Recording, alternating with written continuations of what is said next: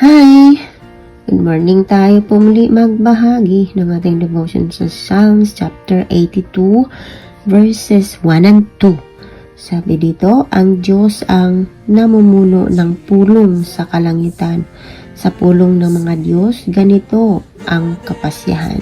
Dapat ninyong itigil na paghatol na hindi tama.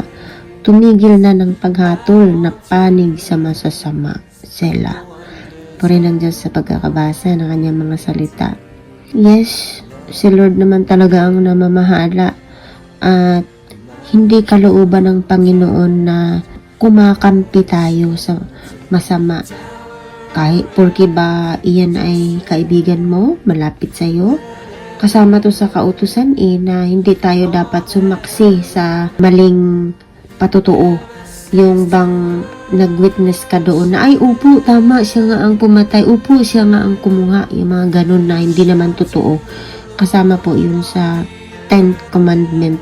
Dapat lagi po tayong kumakampi kung anong katotohanan, yung katotohanan na naayon sa kalooban ng ating Panginoon. Isang mapagpalang araw sa ating lahat mga kapatid. Ang aking pumbabasahin para sa ating daily devotion ay nasa Psalms chapter 82 verses 3 and 4.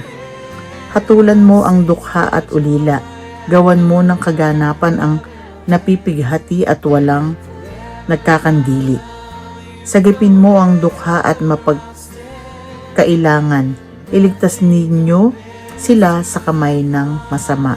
Amen. Purihin ang ating Panginoon sa pagkabasa ng kanyang mga salita. Muli po isang mapagpalang araw po sa ating lahat. Ang ibabahagi ko po ngayon ay matatagpuan sa Book of Psalms chapter 82 verses 5 to 6. Ang sabi po dito, anong pagkamangmang ninyo wala kayong nalalaman, sa gitna ng kadilimay doon kayo nananahan, sa ibabaw ng daigdig ay wala ng katarungan. Ang sabi ko, kayo'y Diyos, anak ng kataas-taasan. Amen. Ito ay isang paalala na ang kapangyarihan ay galing sa Diyos at dapat nating gamitin sa katarungan, lalo na sa pagtatanggol sa mga mahihina at inaapi. Ang mga leader na hindi gumagawa ng katwiran ay huhusgahan din ng Diyos at mamamatay na parang karaniwang tao anuman ang kanilang mataas na posisyon. Amen. Purihin po ang Panginoon sa pagkakabasa ng kanyang mga salita. Magandang araw po sa ating lahat. Ang bahagi ko po Psalms chapter 82 verse 7 to 8. Ngunit tulad nitong tao, lahat kayo'y mamamatay. Katulad din ng prinsipe, papanaw ang inyong buhay.